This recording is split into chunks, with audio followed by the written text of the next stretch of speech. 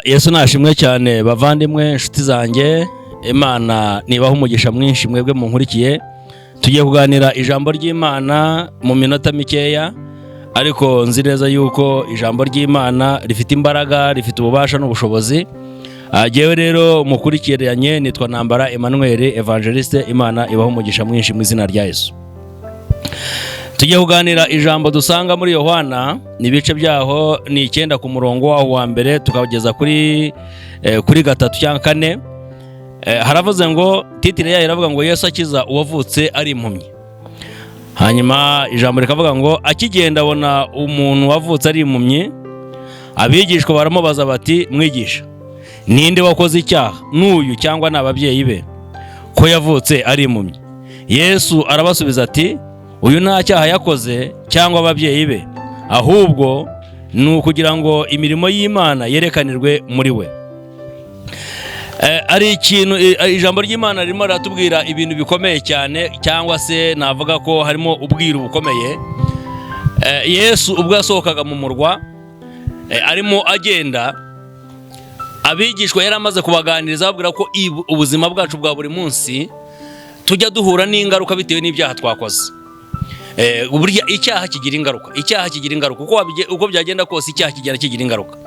Hanyuma ubwo yari arimo aganiriza abigishwa rero, ubwo bari basohotse bahura n'umuntu wari ufite ikibazo cyo kutareba.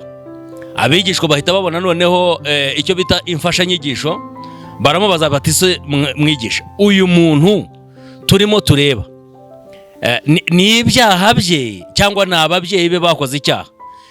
Yesu abasubiza neza cyane avuga ngo ubuhumyi uyu muntu afite si ibyaha bye cyangwa se ibyaha by'ababyeyi, ahubwo ubu buhumyi afite ni ukugira ngo imirimo y'Imana yerekanirwe muri we. Ndashaka kuvugana n'umutima wawe, cyangwa ndashaka kuvugana nawe. Ibibazo ufite si amakosa wakoze. Nubwo ngo ushobora kwiga ukabura akazi, ushobora no kunanirwa kwiga nta bwenge ubuze, ushobora no kuba ubufite ntubashe no kwiga, ushobora gucuruza ugahomba, ushobora no kwikanga warwaye indwara runaka kandi utarabigizemo uruhare. Iyo ndwara si yo kukwica, ahubwo ni ukugira ngo imirimo y'Imana yerekanirwe mu buzima bwawe. Hari iyo Imana ikubise icyo kintu ufite, uhagarara imbere y'abantu ukavuga ngo nabonye ukuboko kw'Imana. Imana igira ibintu ikubita hasi mu izina rya Yesu. Imana igira ibintu isenya ku buzima bwawe mu izina rya Yesu. Imana igira ibintu itesha agaciro ku buzima bwawe. Ijambo riravuga ngo ubuhumyi bwe nta cyaha yakoze, ahubwo ni ukugira ngo imirimo y'Imana igaragare muri we. Ni ukuvuga ngo situation urimo hari icyo Imana igomba gukora ku buzima bwawe kugira ngo imirimo y'Imana yerekanirwe mu buzima bwawe. Niba uri umucuruzi, kugira ngo Imana igire ikintu ikora mu buzima bwawe, bimenyekane neza yuko Imana hari icyo yakoze. Ni ukuvuga ngo ubuzima ubayemo hari icyo Imana igomba gukora kugira ngo imirimo yayo, ndimo ndavuga imirimo y'Imana, imirimo y'Imana itari y'abantu, imirimo y'Imana itari y'inshuti, imirimo y'Imana itari y'abavandimwe, imirimo ishobora Imana yo mu ijuru ikoze ku buzima bwawe, bikamenyekana ko hari icyo Imana ikoze. Ndimo ndavuga ngo Uwiteka Imana ishobora byose agira ibintu yamurura ku buzima bwawe. Ibyakwinjiyemo bigusohokemo, bimenyekane ko ari Imana ibisohoye. Ibyakwinjiyemo bigute, nubwo ngo usanga rimwe na rimwe hari imbaraga zikuboshye, hari imbaraga zigusubiza inyuma, ugashaka gukora ibyiza bikagutanga imbere, ugasanga rimwe na rimwe, reka mvuge kano kantu, ushobora gukora cyane ariko ukaba umukene cyane. Ushobora no kuba ufite n'amafaranga, ariko ugasanga uburyo uyakoreshamo ni ikibazo. Imana ishobora byose irashaka rero gukora ikintu gikomeye, irashaka gukora ikintu gihambaye cyane. Imana irashaka gukora ikintu gikomeye kugira ngo abakubonye bamenye yuko ari Imana ibikoze. Kuko uyu muntu akimara guhumuka avuye i Sorowamu, abantu bafashe ijambo baravuga bati ariko se uyu si wa wundi tuzi? Hari uko abantu bakuzi muvandimwe, abantu barakuzi ibyo wigira, abantu barakuzi ibyo wakora byose, hari uko abantu bakuzi. Ijambo riravuga ngo abantu baravuga bati ariko se uyu si wa wundi tuzi wahoraga asabiriza, wahoraga afite ikibazo cyo kutabona?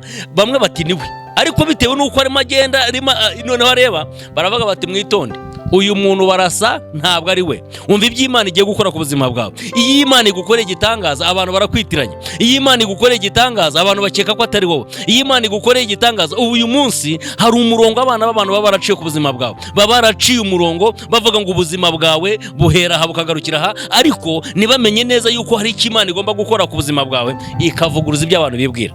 Rero ndimo nsatira gusoza, ndagira ngo dusengere muri iri jambo mu izina rya Yesu. Shaka ko dusenga ariko ukizera yuko Imana yagukura ku cyiciro kimwe ururimo ikagushyira ku kindi. Imana yigeze ikura Mefibosheti i Lodebare imujyana i Yerusalemu, ihindura amagambo, abana b'abantu bahindura amagambo. Imana yaguhindurira ubuzima. Imana ifite ubushobozi bwo kuguhindura ubuzima, situasiyo urimo ikayihindura. Uyu munsi ushobora ijambo ry'Imana rirambwira ngo uyu munsi wararurira, ngo ariko bwacye mu gitondo impundu zikavuga. Si igitangaza yuko uyu munsi abana b'abantu bagufataho ijambo. Si igitangaza ko uyu munsi abana b'abantu bavuga bati runaka ari kuri uru rwego, ariko ejo mu gitondo byahinduka. Ejo ndimo ndakubwira ko Imana ifite ubushobozi bwo guhindura ubuzima bwawe, ifite ubushobozi bwo guhindura situasiyo, igacecekesha abana b'abantu, igacecekesha iminwa ikuvuga, igacecekesha hari abantu bakuvuga utanahari, bakakugambanira utanahari, rimwe na rimwe bakanagusebya udahari. Ariko iyo Imana ikoze igitangaza ku buzima bwawe abantu bose barakugarukira bakavuga bati runaka koko ni umukozi w'Imana. Hanyuma mureke dusenge Imana mu izina rya Yesu. Uwiteka Mana yacu, mu izina rya Yesu Kristo wa Nazareti, turagushimiye ku bw'aya magambo duhaye, turagushimiye ko Mwami Imana hari icyo ugiye gukora ku buzima bwacu. Abari bashonje ubagaburire, abari bafite imitima Mwami Imana itakaje amahoro ubahereza amahoro, abari bafite intugunda mu buzima bwabo Mwami Imana uburura umutima wabo mu izina rya Yesu.